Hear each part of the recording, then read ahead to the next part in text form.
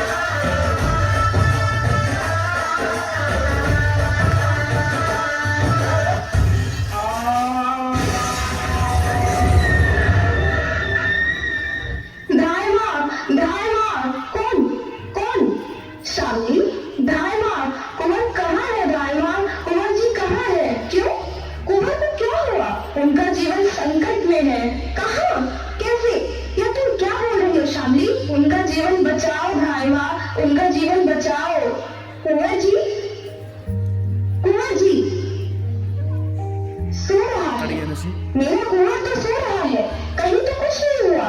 कुंवर अच्छे है तो जब भगवान की कुशल करे। महाराणा विक्रमादित्य जी की हत्या हो गई है। महाराणा की हत्या हो गई? किसने की हत्या? बनवीर में। आज उस समय राजरंग की बात सुनकर मेरे मन में शंका हुई थी।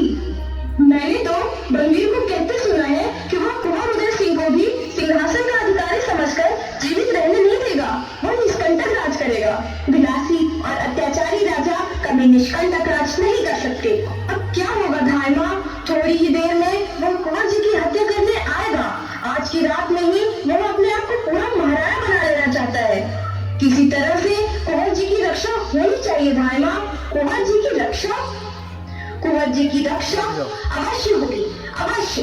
अब चित्तौड़ का उत्तराधिकारी एक यही तो राजपूत रथ है। दासी पुत्र बलबीर को चित्तौड़ कभी सैन नहीं करेगा।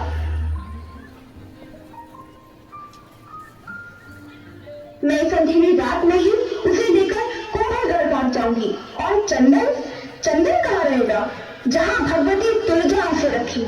मेरे महाराणा का नमक मेरे रक्त से भी महान है। नमक से रक्त बनता है, रक्त से नमक नहीं। धन्य हो धाय माँ, पर तुम अंधेरी रात में नहीं भाग सकोगी। तो मैं स्वयं तलवार लेकर कुंवर की रक्षा करूंगी, भैरवी बनकर युद्ध करूंगी। मरते मरते मैं उसकी तलवार के टुकड़े टुकड़े कर दूंगी। उसके और कुंवर के बीच मेरे खून का समुद्र लहराएगा, जिसे इस जीवन में बलबीर कभी पार नहीं कर सकेगा। उसके साथ सैनिक भी हो सकते हैं धाय माँ, युद्ध में तुम्हारे प्राण ही जाएंगे और कुंवर भी नहीं बचेंगे। तो फिर मैं क्या करूं शामली? इसका उपाय मैं क्या बताऊं धाय माँ? मैं तो एक दासी हूँ। फिर मेरे कुंवर के प्राण कैसे बचेंगे? कैसे बचेंगे मेरे कुंवर?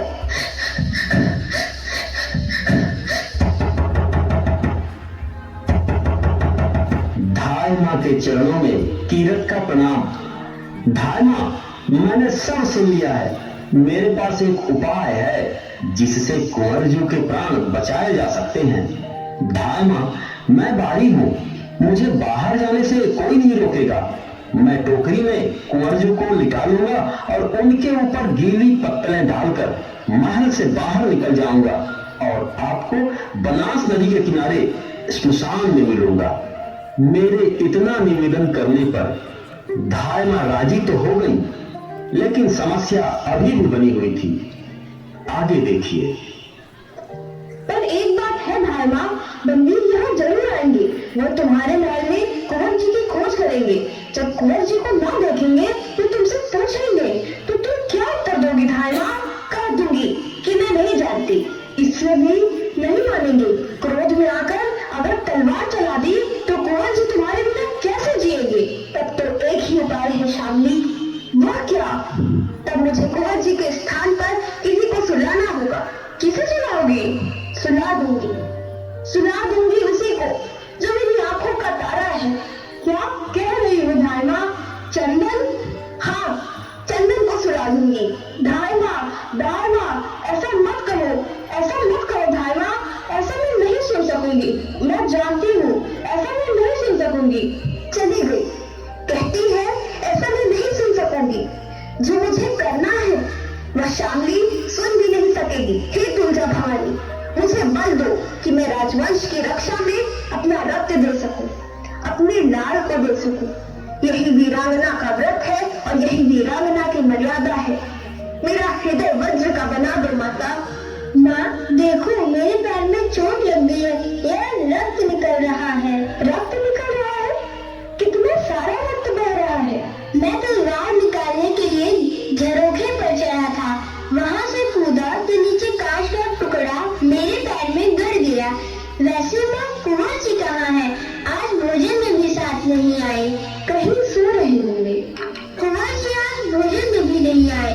आज अकेले कुछ खाया भी नहीं गया माँ। तो चलो चंदन, मैं तुम्हें खिला देती हूँ। अब कुंवर जी के साथ कल खाऊंगा माँ। कल हम दोनों साथ बैठेंगे तो प्रेम से परोस कर खिलाना। कल खूब खाऊंगा माँ, कुंवर जी से भी ज्यादा। बहुत कहते हैं कि मैं चंदन से ज्यादा खाता हूँ। कल से यह भी कहना भूल जाएंगे। माँ अच्छी तरह से क्यों नहीं बोलती? और तुम्हारी आंखों में आंसू क्यों है? तुम्हारे अंगूठे से रक्त की धारा बहे और मेरी आंखों से एक बूंद पानी की भी न निकले। ये कैसे हो सकता है मेरे लाल? माँ, जब मैं बड़ा होकर बहुत सी जागीरें जीतूंगा तो मैं तुम्हारे लिए एक मंदिर बनवाऊंगा। देवी के स्थान पर तुमको बिठाऊंगा और तुम्हारी पूजा करूंगा। तुम अपनी पूजा करने दोगी ना माँ? तुमसे मुझे ऐसी ही आशा है चंदन। चलो अब बहुत बातें मत करो, रात बहुत हो चुकी है, सो जाओ। कहाँ सो? मेरी सैया तो तैयार ही नहीं है। तुम आज कुंवर जी की शैया पर सो जाओ। चलो मैं सुला देती हूँ। आज कुंवर जी की सैया पर लेट कर देखूं। अब तो मैं भी राजकुमार हो गया। मेरी माला राजकुमार के गले में माला होती है ना, तुमने मेरी टूटी माला गूंथ दी ना? नहीं गूंथ पाई लाल, शाम में आ गई थी। कल गूंथ देना, भूलना नहीं। माँ कितनी नरम सैया है, जी होता है सदा इसी पर सोता रहूं। चुप कर चंदन, क्या हुआ माँ? कुछ नहीं बेटा, आज मेरा जी कुछ अच्छा नहीं है। कभी कभी कलेजे में सूज सी उठती है। तुम सो जाओ तो मैं भी सो जाऊंगी। मैं किसी वैद्य को बुला लाऊं माँ? नहीं, किसी वैद्य के पास इसकी दवा नहीं है, आपसे आप शांत हो जाती है। तुम सो भी जाओ चंदन। अच्छा माँ, तुम्हारी आज्ञा नहीं टालूंगा, लो आंखें बंद कर लेता हूँ। चंदन, चंदन, मेरा लाल सो गया है। मैंने अपने लाल को ऐसी निद्रा में सुला दिया कि अब यह कभी उठेगा ही नहीं। पन्ना, तूने अपने भोले बच्चे के साथ कपट किया है, कपट। तूने अंगारों की सेज पर अपने फूल से लाल को सुला दिया है। तू सरपड़ी है जो अपने ही बच्चे को डस लेती है, जानबूझकर अपने ही पुत्र की हत्या करने जा रही है। तो जैसी अभागिनी संसार में तेरा भी जन्म होने को था। मेरे लाल, मैं तुम्हारी माला नहीं गूंथ सकी। तुम्हारा जीवन अधूरा होने जा रहा है, तो माला कैसे पूरी होती चंदन? आज तुम भूखे ही रह गए मेरे लाल। आज तुम्हारे अंतिम दिन में भी तुम्हें अपने हाथों से भोजन भी नहीं करा सकी मैं। तुम क्या जानो कि कल तुम्हारे साथ क्या होने वाला है? मैं किसको खिलाऊंगी चंदन? तुम बड़ी बड़ी जागीरें जीतोगे, मंदिर बनवाओ, देवी के स्थान पर मुझे बिठाओगे और मेरी पूजा करोगे। और मैं ऐसी देवी हूँ जो अपने ही रक्त को खा रही हूँ। तुम्हारे अंगूठे से रक्त की धारा बनी, अब हृदय से भी रक्त की धारा बनेगी, तो मैं कैसे रोक पाऊंगी मेरे लाल? ओ मेरे चंदन, आज मैंने भी दीपदान किया है। आज जीवन का दीप मैंने रक्त की धारा पर तैरा दिया है। ऐसा दीपदान न किसी ने किया होगा, न किसी ने देखा। एक बार तुम्हारा मुख देख लूं मेरे लाल, कैसा सुंदर और भोला है।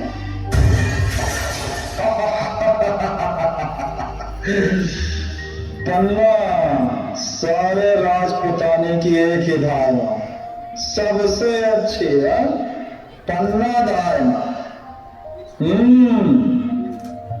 मैं धारणा के चरणों में प्रणाम करने आया हूं। ये क्या? धारणा की आंखों में आंसू? नहीं, आंसू नहीं है।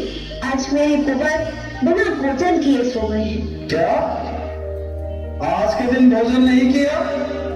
अरे आज तो उत्सव का दिन है, आनंद का दिन है। लाओ, मैं अपने हाथों से भोजन करा दूं उन्हें। कहाँ है कुंवर? कुंवर सो गए हैं, वह किसी के हाथों से भोजन नहीं करते।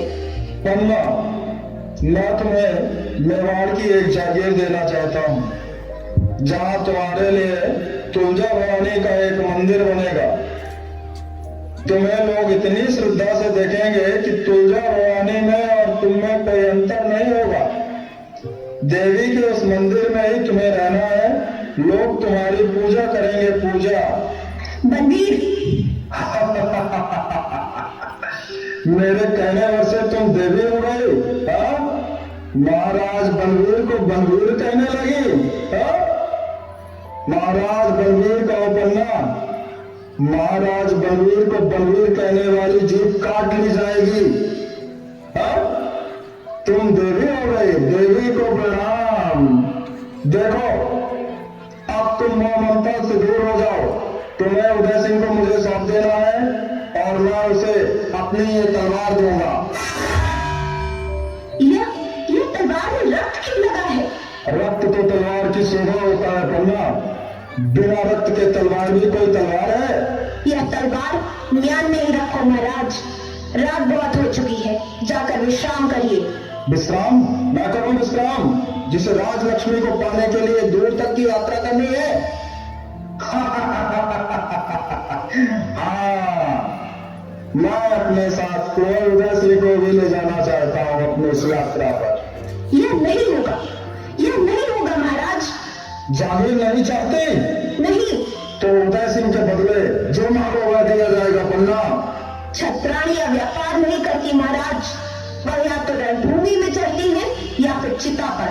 छत्राणी जी, तुम्हें पता है तुम्हारा महल सैनिकों से गिर गया है।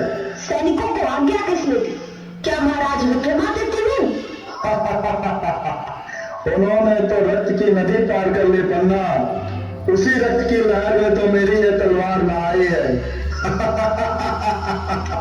बंदीर, हत्यारे। पन्ना, महाराणा बलवीर को हत्यारा बलवीर नहीं कह सकती। हत्यारा बलवीर कहने वाली जीभ काट दी जाएगी पन्ना। तो लो, मेरी जीभ काट लो, पर यहाँ से चले जाओ। धिक्कार है बंदीर, तुम्हारी माँ ने तुम्हें जन्म देते ही क्यों न मार डाला?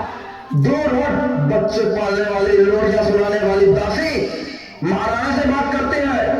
दूर हट। कहाँ है उदय सिंह? मैं नहीं रुकूंगी। उदय सिंह को सुना दिया, जिससे उसे मरने का कष्ट ना हो। हाँ? उसका मुख भी ढक दिया है। वाह रे दाई माता, हाँ? बालक के मरने में भी ममता का ध्यान रखती है। शैया से दूर हट जा दुष्ट। हट जाऊंगा, पहले से चिन्मित्रा में तो सुना दो। नहीं, ऐसा नहीं होगा।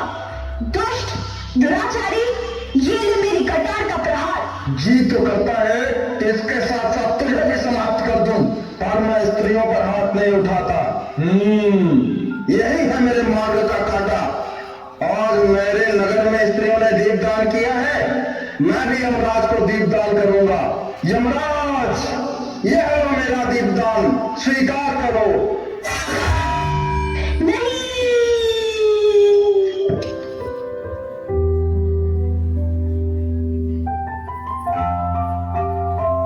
उदय सिंह बड़े होकर बलवीर से युद्ध करते हैं और अपने राज्य को वापस प्राप्त करते हैं। धाय मां के चरणों में सदा शीश झुकाते हैं।